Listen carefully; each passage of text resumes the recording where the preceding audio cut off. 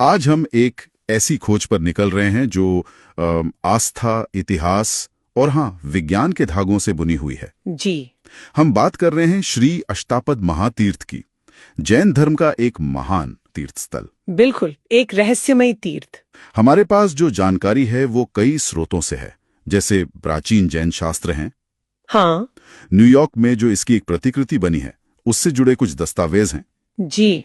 और फिर वो रोमांचक वैज्ञानिक खोजबीन की रिपोर्ट्स भी हैं, जो इसके मूल स्थान को, असली जगह को ढूंढने की कोशिश कर रही हैं। हाँ, काफी व्यापक शोध हुआ है इस पर। तो आज हम इसी जानकारी के सागर में गोता लगाएंगे। हमारा मिशन है समझना कि अष्टापद क्यों इतना पवित्र माना जाता है। न्यूयॉर्क में उसकी वो शानदार नकल, वो रेप्लिका कैसे तैयार हुई।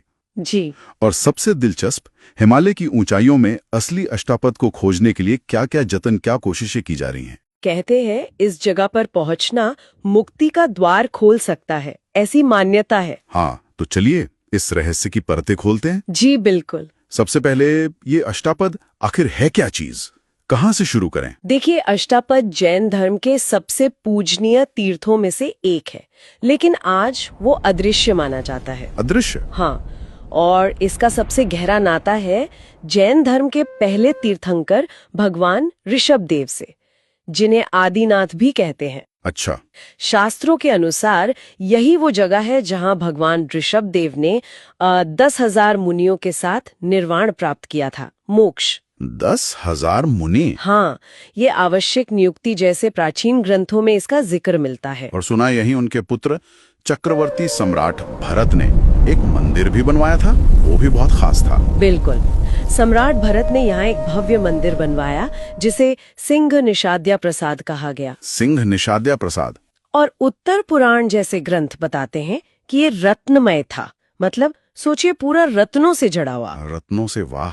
और इसमें खास बात ये थी कि भूत, वर्तमान और भविष्य तीनों कालों के कुल 72 तीर्थंकरों की रत्न जड़ित प्रतिमाएं स्थापित की गई थी। 72 तीर्थंकरों की? ये तो अनूठी बात है। जी हाँ, बहुत अनूठी। इसे दूसरे नामों से भी जाना जाता है ना, जैसे रजतगिरी या स्फटिकाचल। हाँ, रजतगिरी मतलब चांदी का पहाड़, शायद बर्फ से ढका रहता होगा इसलिए। हो सकता है। और स्फटिकाचल यानी क्रिस्टल का पहाड़। क्रिस्टल? हाँ, और कुछ वर्णन जैसे आचार्य हरिभद्र सूरी के हैं, उसमें 8 सीढ़ियों का भी जिक्र आता है। 8 सीढ़ियां? हाँ। तो शायद इसीलिए अष्टापद नाम पड़ा हो, 8 पद या चरण। हाँ, ये एक संभावना है। बिल्कुल। इसका आध्यात्मिक महत्व भी जबरदस्त बताया जाता है। हाँ, बहुत ज्यादा। कहते हैं भगवान महावीर ने अपने उपदेश में कहा था कि जो भी इंसान इस पहाड़ पर चढ़कर, सिर्फ चढ़कर नहीं, रात भर टिक गया। रात भर?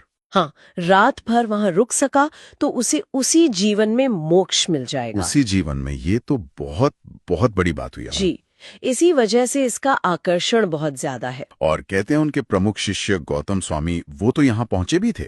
जी हाँ, लगभग 2600 साल पहले की बात है। उन्होंने अपनी विशेष शक्तियों से, जिन्हें लब्धि कहते हैं। लब्धि? ये क्या होती है? ये मतलब ऐसी आध्यात्मिक सिद्धियां जिनसे सामान्य भौतिक नियमों को पार किया जा सकता है। तो उन शक्तियों से उन्होंने यहाँ की यात्रा की, रात भर रुके और पूजा भी की। अद्भुत। जी, जहाँ तक इसकी लोकेशन की बात है, स्थान की, माना जाता है कैलाश के पास। कुछ शास्त्रों में तो यहाँ तक इशारा मिलता है कि ये अयोध्या से, जो भगवान ऋषभदेव की जन्मभूमि है, हाँ, वहाँ से अगर मौसम साफ हो तो किसी ऊंची जगह से शायद दिखाई देता था। अयोध्या से? इतनी दूर से? हाँ, ऐसा वर्णन है। हालांकि आज इसका सटीक स्थान कहाँ है, ये एक पहेली है। तो क्योंकि असली अष्टापद आज आंखों से ओझल है, अदृश्य है, न्यूयॉर्क में जैन सेंटर ऑफ अमेरिका यानी जेसीए ने बहुत बड़ा महत्वाकांक्षी काम किया। हाँ। इसकी भव्यता को दर्शाने के लिए एक प्रतिकृति, एक रेप्लिका बनाने का। जी हाँ, और इसकी शुरुआत भी बड़े दिलचस्प तरीके से हुई। हुआ यूं कि जेसीए अपने नए मंदिर के मुख्य गर्भगृह में, गभारे में, 24 तीर्थंकरों की प्रतिमाएं, जिसे चौबीसी कहते हैं, वो स्थापित करना चाहता था। तो धीरे धीरे ये विचार बना कि क्यों ना अष्टापद पर्वत का ही एक मॉडल बना दिया जाए और उस पर ये 24 रत्न मंदिर स्थापित हो। ये सोचना ही कितना अद्भुत है। हाँ, कि खोए हुए तीर्थ को इस तरह साकार करने की कोशिश की जाए। बिल्कुल। इसे बनाने में किस तरह की सामग्री, क्या मटेरियल इस्तेमाल हुआ? देखिए, कोशिश यही रही कि जो शास्त्रों में वर्णन है रत्नमय, स्फटिकाचल, उसके आधार पर बनाया जाए। तो पहाड़ के उस बर्फीले क्रिस्टल जैसे रूप को दिखाने के लिए करीब 30 टन वजनी क्रिस्टल क्वार्ट्ज पत्थर मंगवाया गया। 30 टन? बाप रे। हाँ, जिसे तराशने के बाद जो फाइनल प्रतिकृति बनी उसका वजन लगभग 10 टन है। 10 टन सिर्फ क्रिस्टल का? हाँ, और इसे करीब 1.5 टन के मजबूत स्टील फ्रेम पर टिकाया गया है। तो ये अपने आप में एक इंजीनियरिंग का भी कमाल है। सही बात है। और प्रतिमाएं, उनके बारे में भी सुना है कि वो बहुत खास हैं। बिल्कुल खास है। जो 24 तीर्थंकरों की प्रतिमाएं हैं वो दुनिया भर से लाए गए असली बहुमूल्य रत्नों से तराशी गई हैं। असली रत्नों से? हाँ। कौन कौन से रत्न? जैसे पन्ना है, माणिक, नीलम, अमेथिस्ट, रोज क्वार्ट्ज, कई तरह के रत्न हैं। और हर मूर्ति एक ही रत्न के टुकड़े से बनी है, कोई जोड़ नहीं है उसमें। बिना जोड़ के एक ही पत्थर से? जी हाँ, और उनकी प्रामाणिकता के लिए ज्योमोलॉजिकल लैब से सर्टिफिकेट भी लिया गया है। अच्छा। एक और प्रतिमा बहुत उल्लेखनीय है श्री मुनि सुव्रत स्वामी की। वो सोडालाइट पत्थर से बनी है और 51 इंच ऊंची है। काफी प्रभावशाली दिखती है। शास्त्रों के हिसाब से तो असली अष्टापद चारों दिशाओं वाला था, पर न्यूयॉर्क में जगह की कमी थी, तो उसे एक दिशीय बनाया गया।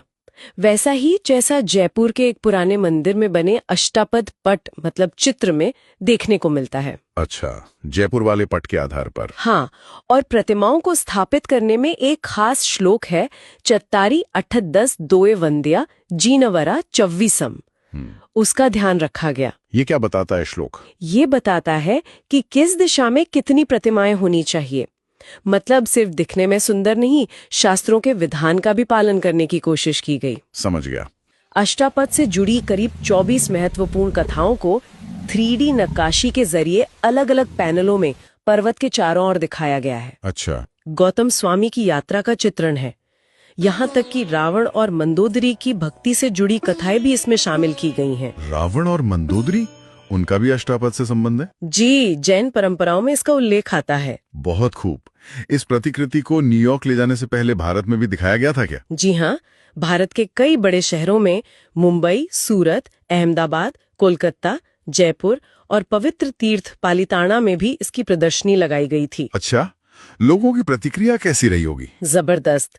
लाखों लोगों ने इसके दर्शन किए, तो लोगों को इसके बारे में और जानकारी भी मिली। तो ये प्रतिकृति वाकई आस्था और कला का एक अद्भुत संगम है, जो हमें उस खोए हुए तीर्थ की भव्यता की एक झलक तो जरूर देती है। बिल्कुल। लेकिन जैसा आपने शुरू में कहा, असली अष्टापद की खोज, क्योंकि अब इसमें विज्ञान और इतिहास भी सीधे तौर पर जुड़ जाते हैं। बिल्कुल सही कहा आपने। प्रतिकृति बनाना एक तरह से अष्टापद की स्मृति को, उसकी याद को सजीव रखना था, लेकिन मूल स्थान को खोजने की जो इच्छा थी उसने एक बहुत बड़े शोध प्रोजेक्ट को जन्म दिया। तो इस शोध की नींव कैसे रखी गई? क्या तैयारी हुई? सबसे पहले तो ज्ञान का एक विशाल भंडार इकट्ठा किया गया। मतलब जितनी भी जानकारी मिल सकती थी। कहाँ से? जैन शास्त्रों से, इतिहास की किताबों से, भूविज्ञान यानी जियोलॉजी की स्टडी से, तिब्बत के प्राचीन बोनपो धर्म पर जो काम हुआ है उससे, और इस विषय पर पहले से जो भी शोध चल रहे थे उन सब से जुड़ी सारी जानकारी को एक जगह जमा किया गया। बाप रे, कितना कुछ होगा ये तो।